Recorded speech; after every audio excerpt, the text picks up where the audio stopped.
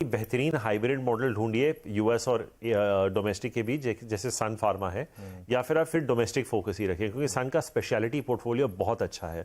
अगर आप देखेंगे कि सिकोवा, इलुमिया जो ड्राई आइज और सोरियासिस के ड्रग्स हैं बहुत अच्छा कर रहे हैं, मार्केट शेयर भी गेन कर रहे हैं। लेकिन बहुत सारे इंडियन कंपनीज की इतनी तगड़ी पकड़ नहीं है स्पेशलिटी में जैसे सन की ग्लोबल मार्केट्स में है। तो और सन का डोमेस्टिक बिजनेस भी ठीक है। अगर मैं डोमेस्टिक में देखूं अनुज, तो मुझे लगता है कि Torrent pharma is looking good. Obviously they made one very big acquisition 2000 crore का रिसेंटली, वो इंटीग्रेट होने में थोड़ा समय लगेगा, but I think Torrent is looking good. Ajanta pharma एक हमें लगता है काफ़ी अच्छा नाम हो सकता है। जेवी केमिकल्स और एक रीसेंट लिस्टिंग है जो करेक्ट होने का नाम नहीं ले रही, वो मैनकाइंड है। आई थिंक अगर वो आपको 1300 के आसपास मिल जाए, 1250 1300 के आसपास, it's a good entry point. तो आई थिंक ये कुछ नाम है, सन, टोरेंट, अजंता, जेबी और मैनकाइंड अगर 1250 1300 पे मिल गया तो आई थिंक वहां पे भी आप एंट्री कर सकते हैं। लिस्टिंग की बात की आपने, आज एक इंटरेस्टिंग लिस्टिंग होने जा रही है आईक्यू की, और बहुत लोग उसको कंपेयर कर रहे हैं डिक्सन के साथ कि क्या ये नेक्स्ट डिक्सन बन सकता है। यहाँ पर आपका क्या व्यू होगा? 400 के करीब लिस्टिंग लिस्ट हो चुका, 400 के करीब। ओके तो आई थिंक अनुज ये एग्जैक्टली डिक्सन से कंपेयर नहीं हो सकता, क्योंकि Dixon serves a lot more industries और उनका बैंडविड्थ बहुत ज़्यादा है। लेकिन ये कंपनी इंटरेस्टिंग इसलिए है क्योंकि ये ओडीएम प्लेयर है, पहले तो लाइटिंग में है, प्रीमियम लाइटिंग में है। अब आप कह सकते हैं कि lighting can be a commodity player, वो मैं समझता हूँ, वर्किंग कैपिटल के थोड़े इश्यूज होंगे, बट आप इसका रिटर्न ऑन कैपिटल एम्प्लॉयड देखिए 32%, return on equity is close to 40%।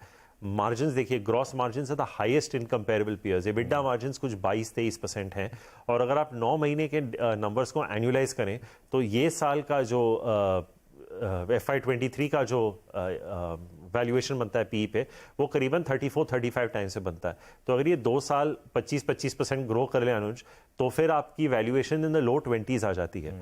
तो आई वोंट बी सरप्राइज अगर ये स्टॉक ये साल डबल हो जाए, ये साल के एंड से पहले ही डबल हो जाए, क्योंकि हमें डिक्सन का अनुभव है और क्या हुआ था। आई थिंक 3000 का स्टॉक कुछ 20-25 हज़ार रुपए हो गया था, but I would not compare it like to like Anuj, because Dixon is doing a lot more, you know, washing machine, refrigerators, mobile phone, set top boxes, बहुत बड़ा है। डिक्सन को तो एक ज़माने में you know used to call it the Foxconn of India, और obviously because predominantly converter था तो उसके EBITDA margins low single digits में होते थे, पर डिक्सन को वैल्यूएशन रिटर्न रेशियोज पे मिलता था अनुज, और टॉप लाइन ग्रोथ पे ये कंपनी में वो क्षमता है कि वो बहुत अच्छा करे। मार्केट में आइडियाज की कमी बहुत है अनुज, बिल्कुल बिल्कुल, बहुत तंगी है आइडियाज की। मैं आपको कहता हूँ, जब मैं हम फंड मैनेजर्स की बात करते हैं, है और एग्जैक्टली तो ऐसे इश्यूज जो है ना बहुत अच्छे कर जाएंगे। मैं लोगों को अक्सर कहता हूँ कि अगर आज वेस्ट लाइफ भी लिस्ट करता ना तो डबल या ट्रिपल हो जाता। एक्चुअली मेरा लास्ट सवाल वेस्ट लाइफ पर ही था, क्योंकि मैं आपको लास्ट के लिए रिजर्व कर रहा था।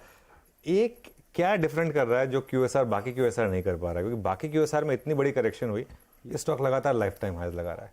इस पे अनुज मैं आपके साथ आधे घंटे, एक्चुअली मैंने सुरभि के साथ रिसेंटली एक शो किया था बिल्कुल वेस्ट लाइफ पे, और हमने कुछ 20 मिनट इस पे चर्चा की थी, पर मैं आपको 3-4 बेसिक पॉइंट से देता हूँ।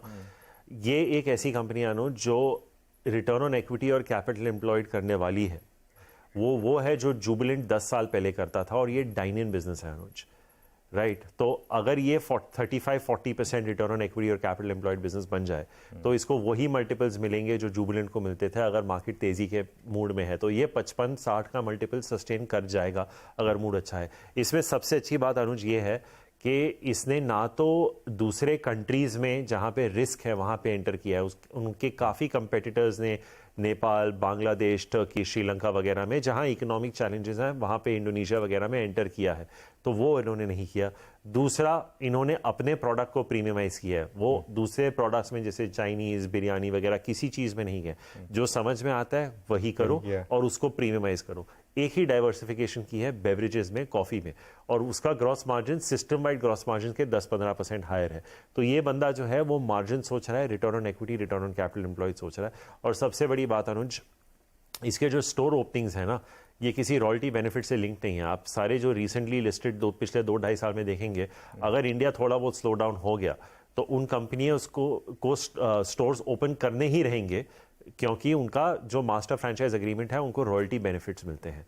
इसमें इसकी कोई दिक्कत नहीं है। तो आई थिंक बहुत सारी चीज़ें हैं, और भी चीज़ें हैं, बट ये ब्रॉडली यही थॉट है। और सबसे इंपॉर्टेंट बात अनुज कि प्रमोटर्स के पास 55% है, पूरी फैमिली इसी बिजनेस में इन्वेस्टेड है। तो ऐसे कोई की मैन रिस्क नहीं है। जैसे जुबिलेंट में जब प्रतीक पोटा साहब ने छोड़ा था तो बहुत लोगों को लगा था कि अब क्या होगा, तो ऐसे कोई की मैन रिस्क वैसे है नहीं, क्योंकि पूरी फैमिली इसमें इन्वेस्टेड है। तो कुछ सॉफ्ट पॉइंट्स हैं, कुछ हार्ड पॉइंट्स हैं, बट ब्रॉडली आई थिंक कि अगर यहाँ से भी कोई स्टॉक, अगर आपका 3-4 साल का व्यू है, तो मुझे लगता है कि हो सकता है कि वेस्टलाइफ यहाँ से भी आपको डबलर मिले, 1500-1600 आराम से हो सकता है। ओके, तो राहुल आपको ज़्यादा खुशी किस चीज़ की है, वेस्टलाइफ ऑल टाइम हाई पर होने की या डोकोविच का नंबर 23 होने की? सबसे ज़्यादा खुशी अनुज ये है कि आप फिट हैं, लेकिन obviously he is not the greatest of all time, because Margaret court का एक और उनको कैप्चर करना है, बट ऑब्वियसली मेंस टेनिस में।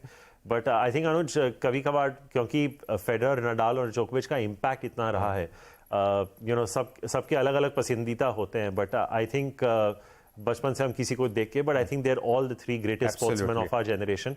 आई think it would be unfair to pick one of the lot. मेरा एक बायस रहता है, क्योंकि मैं उनको फॉलो करके बड़ा हुआ हूँ पिछले 10-12 साल में। बहुत सारी चीज़ें उन्होंने जो की हैं, मैंने अपने पर्सनल लाइफ में उससे सीख लेने की कोशिश की है। तो ऑब्वियसली एक थोड़ा झुकाव रहता है, but I think we are just blessed कि हम एक ऐसे एरा में थे जहां पे जोकोविच, नडाल, फेडरर तीनों ने मतलब इतना जॉय हम सबको दिया है। एब्सोल्युटली, शायद हमारी लाइफ टाइम में दूसरा ऐसा एरा ना आए। लेकिन राहुल, बहुत बहुत शुक्रिया आज हमारे साथ जुड़ने के लिए। थैंक यू सो मच करने के लिए, और thank you so much for the kind words, और मुझे और मोटिवेट करने के लिए। चलिए, तो ये बात हुई आज बिग मार्केट वॉइसेस में।